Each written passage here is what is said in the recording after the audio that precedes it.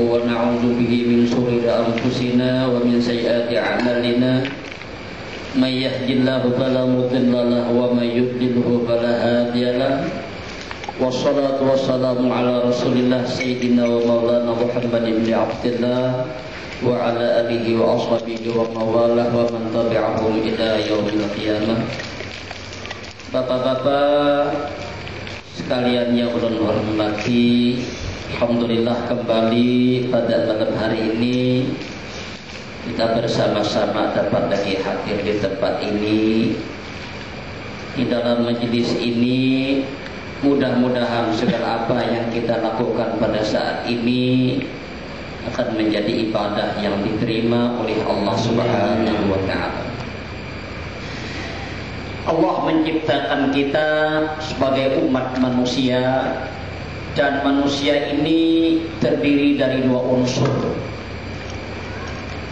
Ada bagian jasmani dan ada pula bagian rohani. Inilah manusia. Kedua-duanya ini ada mempunyai keperluan. Jasmani ada keperluannya, begitu juga rohani ada keperluannya. Keperluan jasmani dan rohani ini harus kita wujudkan. Harus ada. Pikiran kita pikirkan urusan jasmani, juga kita pikirkan urusan rohani. Kita pikirkan kepentingan jasmani, juga kita pikirkan kepentingan rohani. Apabila di dalam hidup ini kita semata-mata memikirkan tentang kepentingan jasmani kita lupakan, kita tinggalkan kepentingan rohani kita, berarti kita berlaku tidak adil terhadap diri kita sendiri. Allah menyuruh kita bersikap adil terhadap diri sendiri. Apabila di dalam hidup ini cuma kepentingan jasmani yang kita pikirkan, kepentingan rohani tidak kita hiraukan, kita sudah zalim terhadap diri kita sendiri. Dengan diri sendiri saja kita berlaku zalim, apalagi terhadap orang. Nah ini. Jadi oleh sebab itu di dalam hidup ini mari kita buat keseimbangan. Kita pikirkan kepentingan jasmani, juga kita pikirkan kepentingan rohani. Supaya kita ini mampu bersikap adil terhadap diri kita sendiri. Apalagi sesuai banget dengan hal ini, kita selalu berdoa kepada Allah, meminta hasanah di dunia, hasanah di akhirat. Baik di dunia, baik di akhirat, untuk menuju ke arah ini.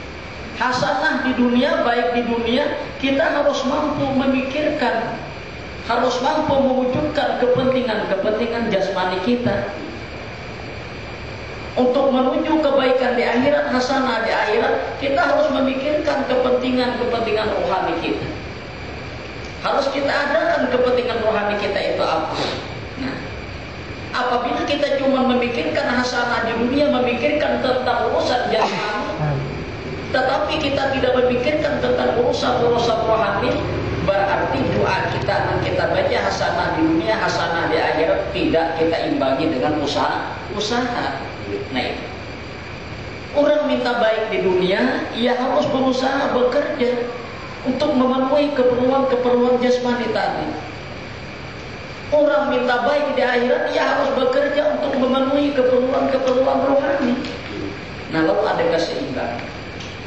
Jasmani perlu makan, perlu minum, begitu juga rohani. Jasmani perlu pakaian, begitu juga rohani. Jasmani perlu perhiasan, begitu juga rohani kita sama. Cuma hanya wujudnya saja yang berbeda. Untuk kebaikan di dunia, jasmani perlu makan, perlu minum.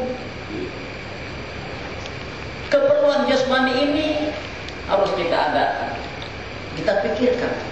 Nah, kita kasih jasmani kita makan, minum, yang cukup vitaminnya, lengkap gizinya, proteinnya, macam-macam, supaya jasmani kita bisa sihat, supaya jasmani kita bisa sehat. Ini makanan jasmani kita. Nah, perlu kita wujudkan, perlu kita pikirkan, perlu kita penuhi keperluan jasmani kita ini. Rohani juga perlu makan, tapi makanannya rohani tidak semakan jasmani. Nah, apabila jasmani ini keperluannya tidak kita penuhi, kita menderita. Jasmani perlu makan, perlu minum, tapi kadang kita kasih makan, kadang kasih minum, menderita jasmani kita. Sakit, bisa garing. Nah ini. Begitu juga rohani. Dia perlu makan, dia kasih makan apa segala. Tapi makanannya tidak lain adalah ilmu pengetahuan yang berguna untuk meningkatkan iman takwa kita, yang berguna untuk mendekatkan diri kita kepada Allah. Nah, ilmu pengetahuan semacam itu mah makanan yang rohani. Makanya kalau ada orang rajin baca kajian, atau misalnya pelajaran, atau misalnya ceramah agama, mari kita ikuti santapan rohani. Nah, kan makanan rohani. Sekalinya ceramah agama itu memang wajar dikatakan orang santapan rohani, karena ilmu pengetahuan agama inilah yang untuk meningkatkan iman takwa kita kepada Allah. Inilah makanannya rohani kita. Kalau hidup kita semata-mata memikirkan keperluan jasmani, makan minum apa segala, tapi rohani kosong dari ilmu keimanan, kosong daripada ilmu agama, berarti rohani kita ini lapar. Bagaimana jasmani ia akan menderita, rohani lebih dari itu lagi. Rohani lebih dari itu lagi. Nah itulah. Kemudian jasmani kita perlu pakaian. Wajib kita penuhi. Kita pakaiani jasmani kita dengan kain yang menutup aurat. Apabila tujuan kita berpakaian untuk menutup aurat, menjunjung perintah Allah, pakaian ini akan menjadi ibadah, menjadi nilai pahala. Rohani juga perlu pakaian. Pakaian rohani tidak lain pengamalan terhadap ilmu agama, pelaksanaan terhadap ilmu pengetahuan agama berupa ibadah. Ini adalah merupakan pakaian rohani kita. Ujar Tuhan, walibasut taqwa zalika khair. Pakaian takwa itu adalah pakaian yang terbaik.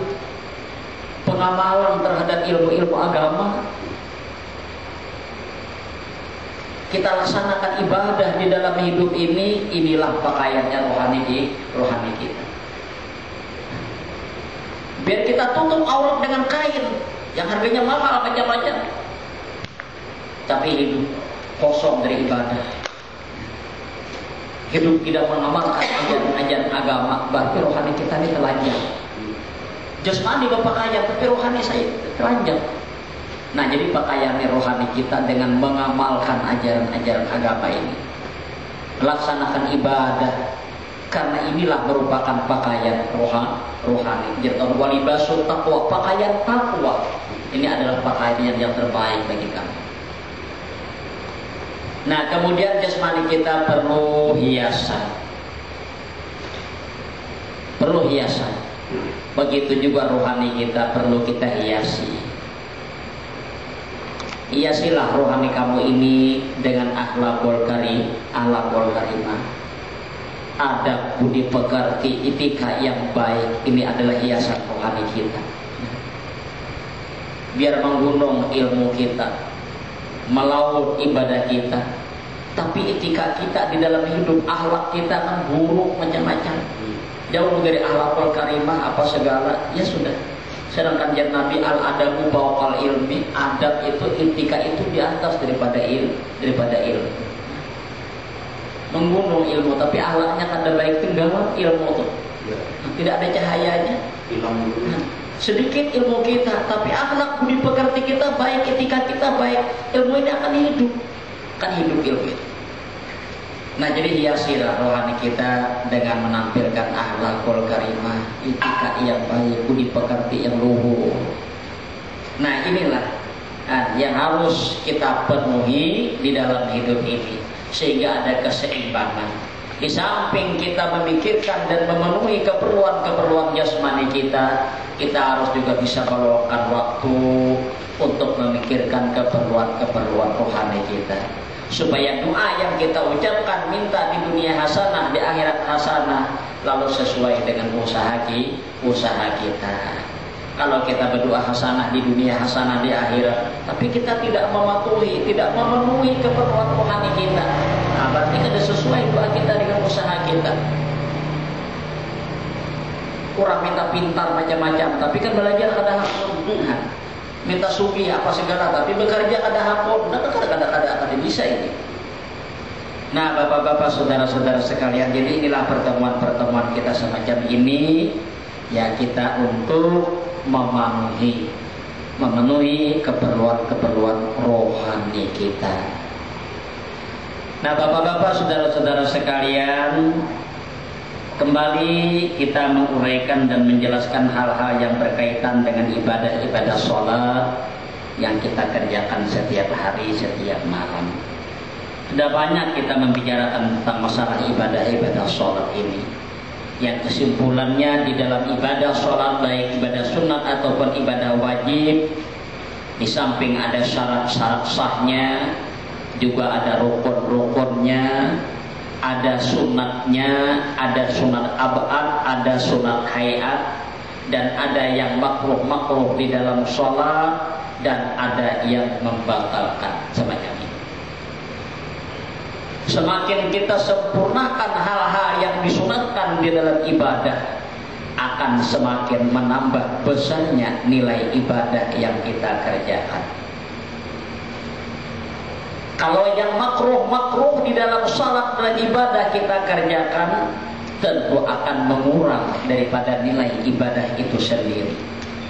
Apabila yang membatalkan kita kerjakan, ibadah itu akan hancur. Nah, hancur ibadah. Hari ini kita lanjutkan lagi bacaan kita. Ujarnya di sini, wa sunna zikrun wa du'aun sirran akibaha. Yusannul israru bihi malimum paridin wa ma'mumin wa imamin lam yurid ta'limal hadirina wa la ta'minahum li du'aihi bisimai. Artinya, disunatkan berzikir, berdoa, siram begangat akibah sahabis sholat. Sunatan. Bukan assalamualaikum warahmatullah, assalamualaikum warahmatullah, sampai yang lain lagi. Nah, tidak. Ada lagi hal-hal yang bagus kita kerjakan, dan ini termasuk hal yang disunatkan, berzikir, berdoa. Dengan keadaan gamat siram, ada nyaring. Tapi ada sini yusanul israru bihima, disunatkan bagamat dengan zikir dan doa limum paridin bagi orang yang salat sendirian, wa ma'mumin bagi si ma'mum, wa imamin dan imam. Tapi disunatkan bagamat tadi imam ni lam yurid ta'limal hadirina, yang tidak menghendaki untuk mengajarkan kepada para hadirin, para jamaah, wala ta'minahum, dan tidak menginginkan diaminkan oleh mereka li du'aihi, bagi doanya, bisimaihi, karena mendengarnya itu para hadirin. Nah, jadi kita disunat berdoa atau berzikir itu beragama. Tapi apabila kita tidak ingin mengajarkan hal itu kepada para jamaah.